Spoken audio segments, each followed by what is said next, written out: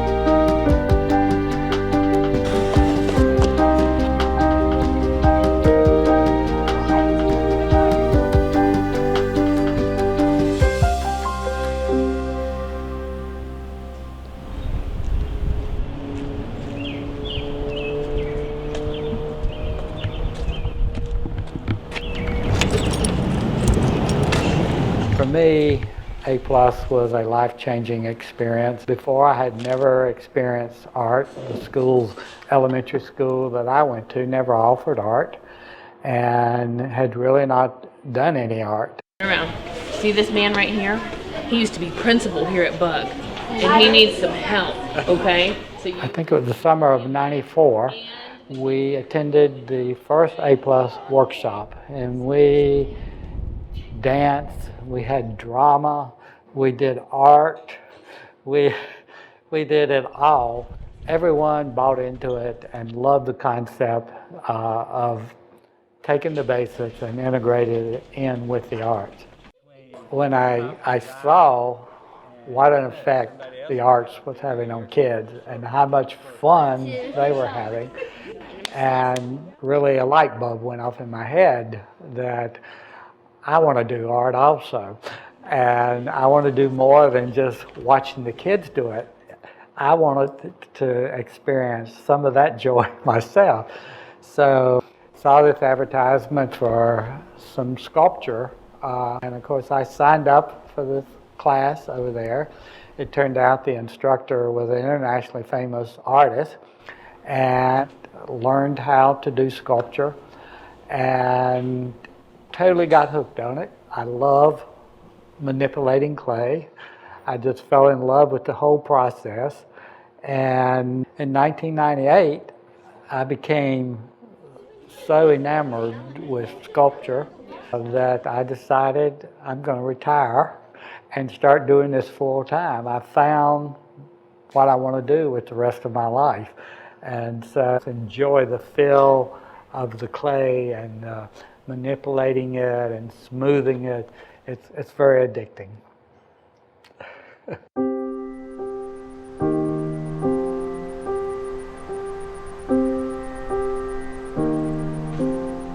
Both the unicycle and the juggling, they're both, you have to kind of train yourself and get the pathways set up in your brain. You have kind of nervous pathways, and you prioritize or favor some over the other, so they become kind of second nature or habit. And so from that, I was very interested in anatomy and physiology and took several courses in that and explored the different career options that are associated with those classes. And one of the ones that really appealed to me was medicine, and specifically animal medicine. Again, the integration of different subjects, different fields, is something that's kind of just coming to veterinary medicine through combining human and veterinary medicine. Sometimes they have very different drugs or procedures that they're not telling each other. I was doing research on a disease recently where the information that the veterinary community knows has just not made it to the human medicine side. It's toxoplasmosis, which you get from your cats, and humans still treat it as though it doesn't do anything, whereas vets have known for a decade or more that it impacts your brain and your behavior in that sense. And opening those paths of communication and really knowing that it's much more valuable to pursue things from different angles and from different fields. That's much more powerful and meaningful than staying in your own little box and you're not integrating these different fields and areas of knowledge.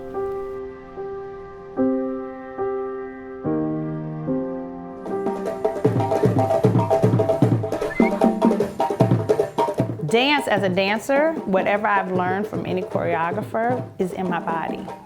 I can go to rehearsal tonight. They can play a rhythm from a dance that I learned the first year that I performed with Chuck Davis. And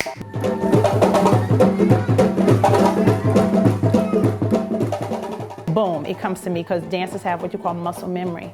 So what I try to do as an educator that integrates arts using dance primarily in core subjects, I bring the movement aspect to it because I want my students to embody the concepts. All right, so 206 refers to which system? And that's how many bones we have from? And then to the right. Once you feel the movement in your body, you own it. Dance allows you to own knowledge, and I like to make the student embody what they've learned. So once they know it, they own it, and nobody can take it away. It's with them for life. Just get down with this bony beat, from your cranium to your feet. If you really want to dance is a way to express yourself. Well, when you express yourself when you're talking, you don't get the full out of it. Like, you don't get to express the way you can with dance.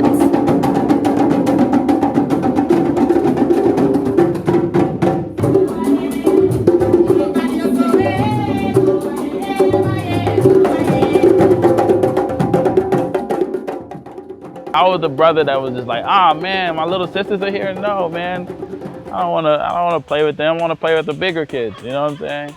Oh, my mom's here, man.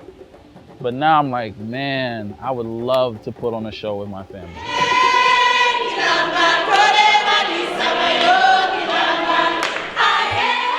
Having a chance to see all of my children involved in something so awesome as a performance setting where we're celebrating culture and community really brings us closer.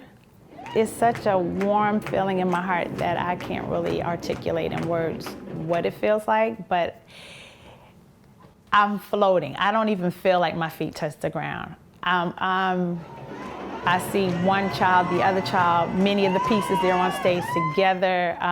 When my son, who is an alumni of Collage, came out and he's drumming behind them and they're dancing in front of them, it's just an amazing feeling.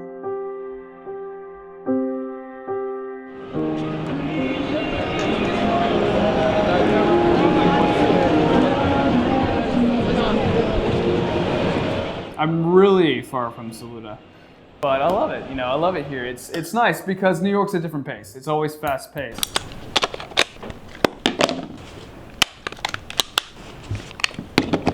Having the A+ program really helped me expand my conceptual point of view of everything. Since I was a very rambunctious kid, my imagination would run wild. But even though it's like they told me that you need to focus growing up, they helped me build upon my imagination and try to tap into, I guess, different realms of creativity I never thought I could do or utilize in the real world. I like spontaneous moments, so I'll wait for something to happen. Usually I'll come away with one image or two images or maybe 15, 20 images that I can use.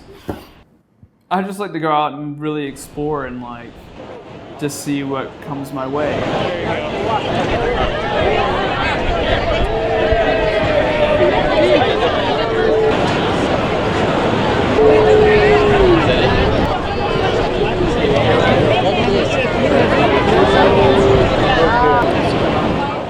So photo editing it can be tough at first. you fall in love with everything. Like 100 images and you'd be like, 50 of these I love. But the common rule for a story is run roughly 10 to 15 images. So it can be really tough. Being a photo editor yourself definitely is something you have to have a strength in. It really means that you have a better understanding of both subjects when you're able to compare and relate, rather than the easier method of just having your discrete boxes that you might have a fair amount of knowledge in each, but without the integration and comparison, it's both less useful and less deep. So there's a continuum. That is a never-ending circuit of energy that keeps traveling. I feel some of these children will be like me. They will go on to be dancers or actors or visual artists, and maybe have the same effect it had on me as being life-changing. The museum collects art. We seek it out, we dream about it, we find the money to purchase it, and we were dreaming for years and years and years of having a Wallace Simpson whirligig of our very own that would belong to the community. It would belong to all of us. We're a collecting institution, and any work of art in our collection has the potential, can be unpacked, can be investigated in multidisciplinary ways. And our acquisition of Wallace Simpson's last large whirligig has been such a pleasure and treasure for us to be able to install on site. And it is rich with possibilities for investigation in so many different ways. So this particular workshop, we're bringing in the contractors and the engineers who actually did the installation, because what's going to resonate with the kids is making and doing themselves. Yes. Yes. So the engineers and artists will be working together with the kids. And that sort of team teaching model, that's got Bauhaus history behind it also, but it's also very A+. A+ helps ground us as teachers in process. Oftentimes art museums, at least historically, have been presenters of product. And we so, in every way, try to lessen the distance between process and product. And the arts integrative disciplines of A+ very much expedite that desire, that initiative on our part.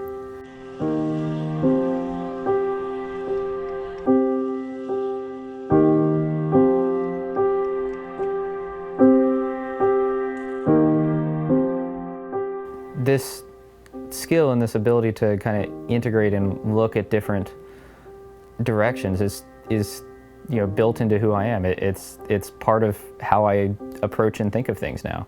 And I'm definitely, will continue to use that as I go into veterinary medicine, and, like finding that thing with toxoplasmosis, will hopefully be able to solve some of those problems.